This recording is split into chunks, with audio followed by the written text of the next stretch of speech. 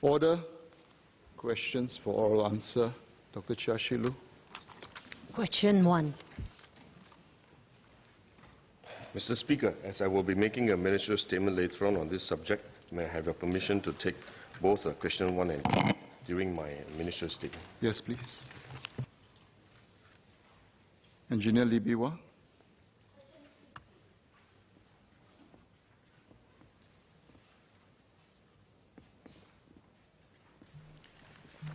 Sir, with your permission, may I take questions 3 and 4 together? Yes, please. Thank you. Members of this House would be aware of the environmental pollution incidents in Johor over the last 2 months.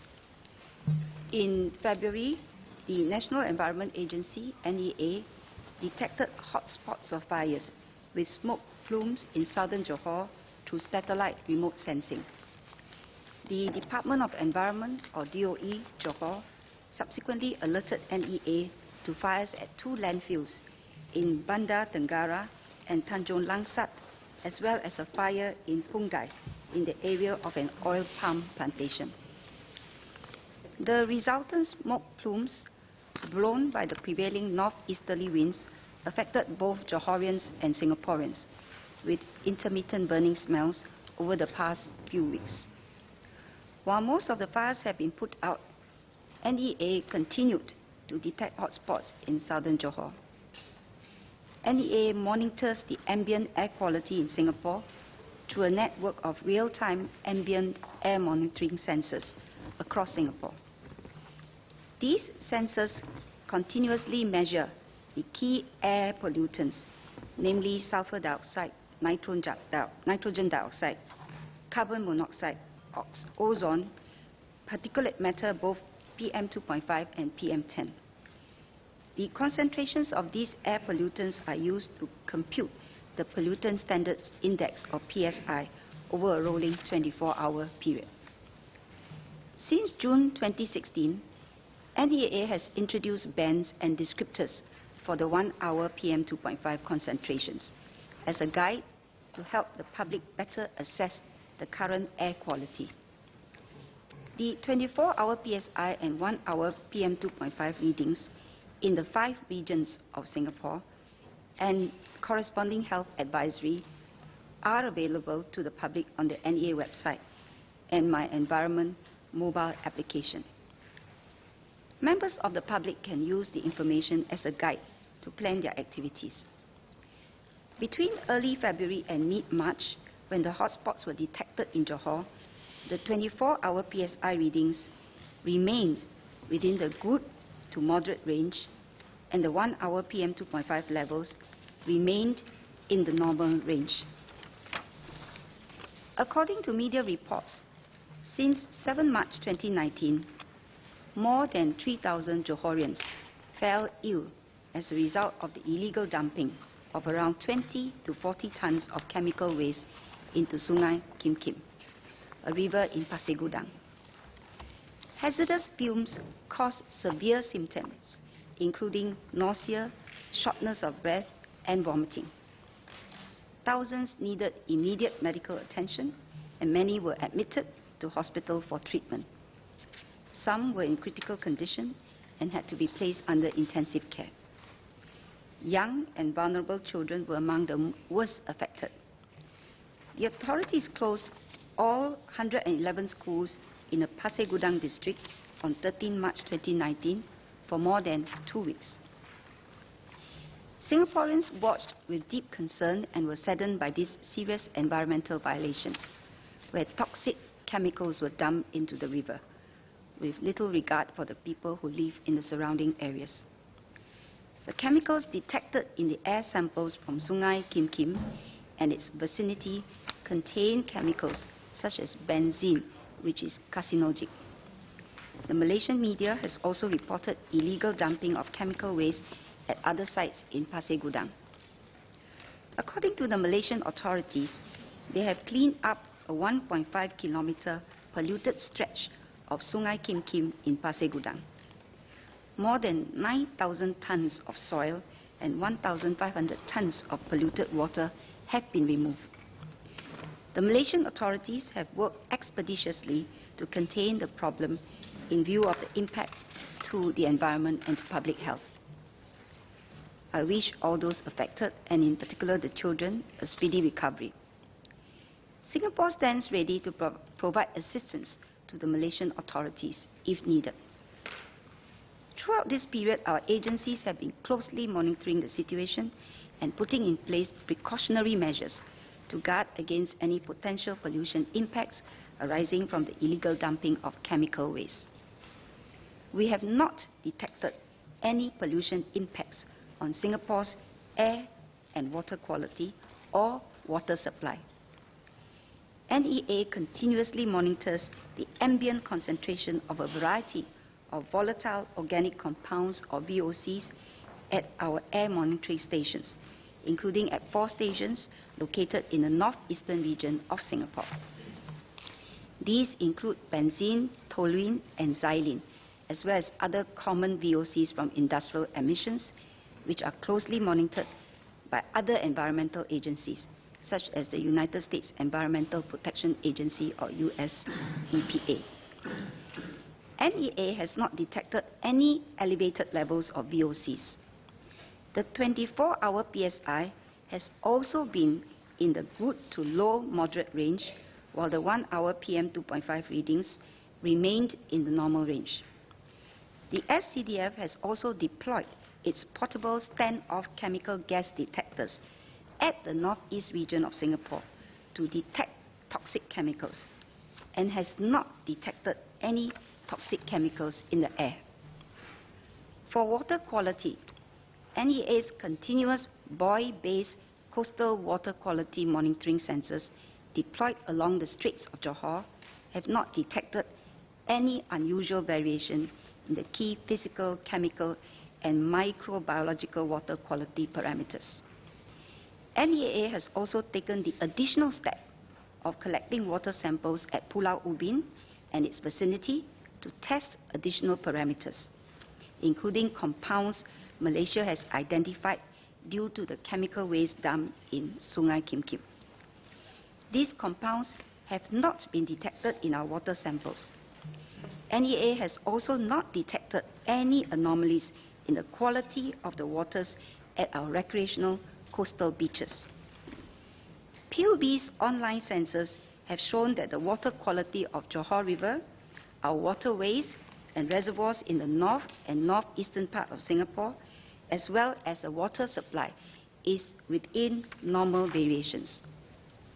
On-site inspections and water quality checks have also shown no abnormalities. As a precautionary measure, PUB has installed oil booms at the outlet drains and estuaries along the north and northeastern coast of Singapore. This incident has no impact on our water supply, as the chemical dumping location is outside of our Johor River catchment area, where part of our water supply comes from. There have been no reports of unusual fish mortality at our local fish farms in the Straits of Johor. Singapore Food Agency, or SFA's tests of seafood samples from these fish farms for compounds such as polycyclic aromatic hydrocarbons, or PAHs, VOCs, and heavy metals have not detected any anomalies. Environment pollution is a cross-border issue that requires collaboration between the authorities of both countries. These include the provision of early warnings and environmental monitoring data and guidelines. NEA and SCDF have been in contact with their respective Malaysian counterparts, DOE Johor and the Johor Fire and Rescue Department, or BOMBA, to obtain regular updates on the situation there. We will continue to monitor the situation and provide updates if there are any significant developments. We will also continue to step up our checks and enforcement to protect our environment and safeguard the health and safety of Singaporeans. Engineer Lee Biwa. Thank you, sir. I'd like to thank SMS for her comprehensive answer and NEA for closely monitoring the situation at Johor. Over the last 1 month, residents in Yishun town not just have to suffer the burning smell, but I think on 2 days at least, there were also very pungent smell like sewer pipe bursting. And many residents have been asking me what happened.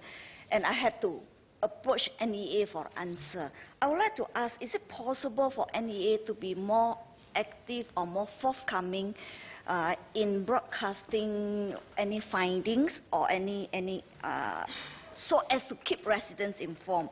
And the second question is that my residents also have been constantly feedback that they saw chimneys burning in Pasir Gudang, and they are worried about long-term effect on their health because every night they see all these chimneys are burning. That means surely there are some gas that is being given out. I would like to ask Minister whether is there any long-term effect on the health of residents. Thank you.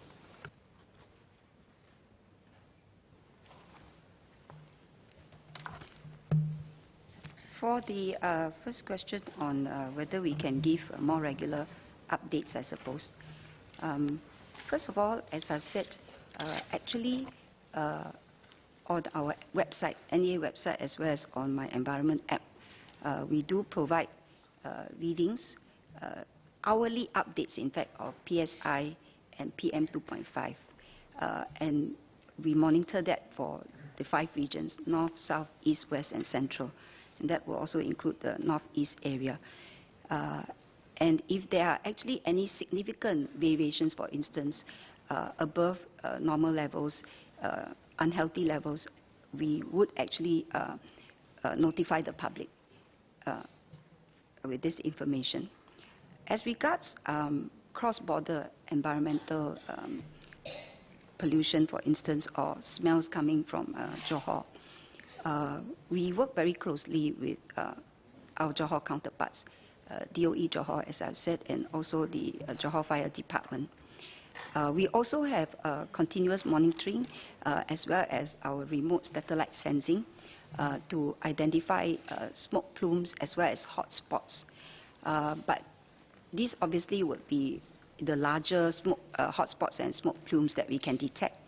And then depending on the wind direction, whether they will actually travel down to Singapore. So for the recent early February to mid-March, for instance, because of the northeasterly winds, fires normally occur around in the afternoon. That's how we have spotted it.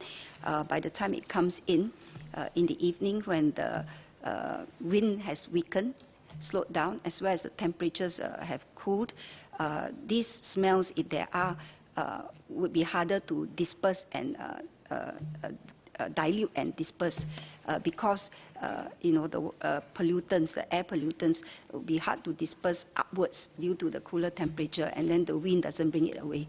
So by daytime, in the morning, sun is up, wind speed has gathered strength, then it gets diluted and dispersed away. Yeah.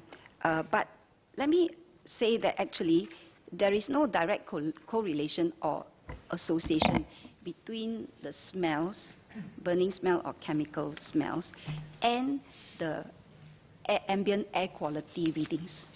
So there may be smell, but ambient air quality may be all right. And in this case, we have found throughout that period that ambient air quality based on PSI, PM 2.5 has been in the normal to moderate range, and PM 2.5 reading is normal. Yeah, so, and the smells can be due to a variety of reasons, depending on what type of, whether it's plantation burning or landfill burning. The other thing would be for VOCs.